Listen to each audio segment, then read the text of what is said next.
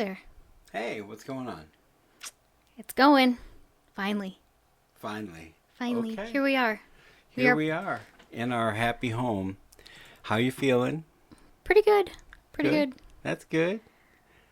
So we're here to talk about all the Halloween items on the shelves. Is that right? Ooh, code orange. No. Art Edinger from Ultraviolet Magazine just posted some of the shelves at Target, I think. Halloween Fruity Pebbles. Carmela Creeper. Looks like she's got a different cover on the cereal. Count Chocula, Frankenberry, Boo Berry. I don't see any mummy stuff. What was the mummy one called? Yummy Mummies? Yummy Mummy. Yeah, I don't see that. But I did not like the Carmela Creeper. Caramel. It was like caramel apple. You remember we got that? Yeah. Yeah. Sadly, I think I like the box more than I like the flavor of the cereal. Right. And that's the same with the Charlie Brown, the Great Pumpkin Charlie Brown cereal. That was really bad. Yeah, it made me feel kind of sick when I ate it, but I saved the cereal for a year. Yeah. Didn't eat it again, and then I finally threw the cereal away, and I saved the box. Aw. And, but yeah, Art had just posted. Such an amazing nostalgia, slap from the 80s. Getting cereal like that, but I could only get it at my aunt's house because my parents had like that co-op health thing that they did. Co-op health thing. What do you mean? Okay, so a co-op, they would bring in almost like a farmer's market for healthy foods and things that were more like low sugar type of stuff. So that's my mom had like this health nut kick for a long time. So we didn't get sugary cereals and whatnot until I was older. Okay. Yeah, my mom always had health food. I mean, she still to this day will cook things with less sugar, as you know. Oh, yeah.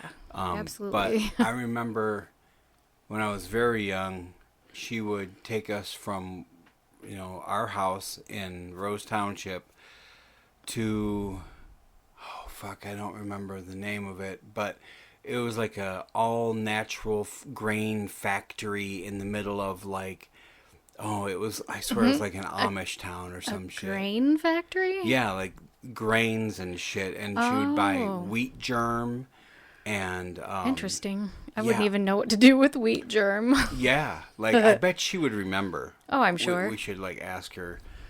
But yeah, she would take us to, she would buy like the raw oats, wheat germ, all kinds of stuff. And, I remember when I was very young, she would say we're going, it was like a Saturday morning or something. And we'd go all the way down there. And I just remember just hating the ride and like being in the back seat and just looking out like, I hate this. This is so boring or whatever. But, she had good intentions. But we did get to eat some shit cereal sometimes. I mean, they still bought like, shit. can we buy this? I'm like, oh, sure, Dave.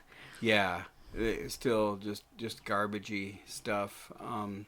But what I always like is stuff that is good for. I guess my palate has changed because I do like the taste of things that are good for me, but I also like that they're still a little garbagey. Yeah. Like a good hamburger. Yeah. I love a good hamburger. It's or not a great good apple for pie. you. Yes, like a really good apple pie with good ingredients. I don't like Dutch McDonald's. apple. Yeah, I don't like fucking McDonald's apple pies and shit like that, Ew, or no. the Hostess apple pies. I Ew. love those as a kid, but now I like a good, yummy home cooked apple pie, which reminds me of the movies of Ty West, because there's some really guilty pleasures going on there, but it's fucking good. It's made from good shit, and that's my segue into talking about MaXXXine. Oh, Maxine. Our dog's also named Maxine, but it doesn't have 3 X's in it. How do you know? Maybe it does. Okay. Okay, so Came out. you wanted to talk a little bit about MaXXXine today. Yeah, so directed by Ty West, who also did The Innkeepers, House of the Devil, which is one of my favorites. Of course, Pearl and X. So Maxine follows Mia Goth as Maxine Minx on her crazy adventure into the Hollywood Hills. Also starring Kevin Bacon as John Labatt, who is like, I think he did a phenomenal job at being a creepy detective. Mm-hmm. Yeah, he's come a long way from the original Friday the 13th. Yeah. Yeah. Kevin Bacon. Some people might remember him from Bacon. Footloose. Footloose. Okay, yeah. I like Footloose. I love Footloose. That's a guilty pleasure, too. Yeah. Wow. I enjoyed the movie. I think seeing it in the theater and just having like that, I guess the what's going to happen kind of thing after seeing X and Pearl. We already know that he's a good director. I loved their makeup and the costume design. I think that was really cool. And the actors were all amazing. Mm-hmm. Yeah, absolutely. And I love about it how they kind of mix in reality with their own fiction. A lot like Once Upon a Time in Hollywood. Mm-hmm. And, you know, of course, I kind of speak freely whenever we're talking about stuff. It's like we're talking, so if somebody's listening and they're like, "Oh, you gave a spoiler away," yeah, that we just talk about the movie because we've seen it, and if you haven't seen stuff and whatever, so it's up to you to listen to this or not. But having said that, it's a lot like Once Upon a Time in Hollywood, where they have their own story going, and they mix it a little bit in with reality, how they mixed the Manson killings and the Manson family up in with the Right. the story of that. They mixed in MaXXXine. They Kind of like historical fiction in a way. yeah, they talk about the Night Stalker murders with Richard Ramirez in there, and in fact they play a lot of it out where it's like they think it might be the night. Bless you. Excuse me, thank you. It might be Richard Ramirez committing these crimes that are actually being done by the fictional characters. So yeah, I love that, and of course, I can never get enough of the '80s, and that it's a win on every single level for me. And there's always going to be people with their opinions, but on every single level for me, it's a win. So you've got the '80s. Mm-hmm. You've got mixing fact with fiction, serial killer, true crime stuff. Yeah. I'm not like a fan of Richard Ramirez. In fact, fuck him and all other real killing bullshit. Like, that's horrible shit. I like, fake shit. So, but you mix in the true crime Right. with The story. the fiction. Right. Mm-hmm. And then when you have a story that involves movie making, that's another win for me. I love that it takes place in Hollywood. I know those locations. I used to live at those locations. Right. I mean, not in like the porn theater, but No. The Hollywood Hills. Plenty of times I went up to the Hollywood Hills for parties and whatever. So I love all of that, and then mixing it in with, her, MaXXXine, trying to, break into legitimate acting, I thought was super cool. And then, of course, like I said, Ty West is one of my favorite guys. In fact, you mentioned some of his movies, but I think too, if I'm not mistaken, he had something to the ones that you mentioned. He also did In the Valley of Violence, but I swear he had something to do with one of the Jack Ketchum adaptations. Oh. Is something to do with? Is it The Woman? Did he direct The Woman? Um. Um. Oh my gosh. Oh, there's. Maybe he didn't. He did an episode of a segment of VHS and the ABCs of Death. Right. The Sacrament, which was that really cool religious one. I don't remember that one offhand. Oh yeah, yeah, it's good. We've got that one. He's another one that does some cameos in his movies too. Mm-hmm. Which I don't think he did any in like Pearl and X or MaXXXine, but He was also he was a he starred in the movie You're Next as Tyreek. right. Mm-hmm. Oh my gosh! What was the one in the House of the Dead? House of the Devil? Yeah, House. Right. House of the Dead.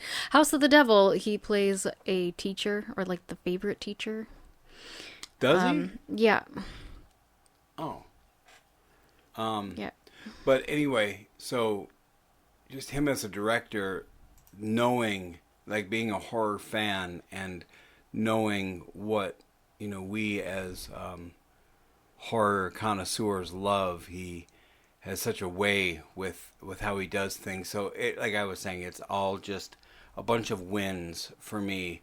And the fact that she is just a badass, Mia Goth, her character is such a badass that, the one scene where she's getting stalked, and it's been talked about a lot in reviews, and just people in general have talked about that scene where she, when she's being stalked in that alleyway and she ends up fucking crushing that dude's nuts. Oh, with her stiletto. Yeah, that I'm just like Ouch. I love MaXXXine. Mia Goth is awesome. There was some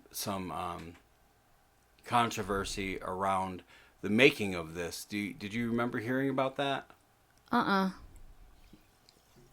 Tell me more. Yeah, apparently she was. They said that one of the extras that was working in there, that she was treating them like shit. She I can't. That Mia was? Yeah. She somehow abused him or something. Hold on a second, let me look. Mia Goth, MaXXXine, controversy. Oh yeah. Mia Goth's star continues to rise with the success of MaXXXine, but scrutiny and accusations come with it. Hunter alleges Goth kicked him and taunted him on set, leading to a lawsuit against her.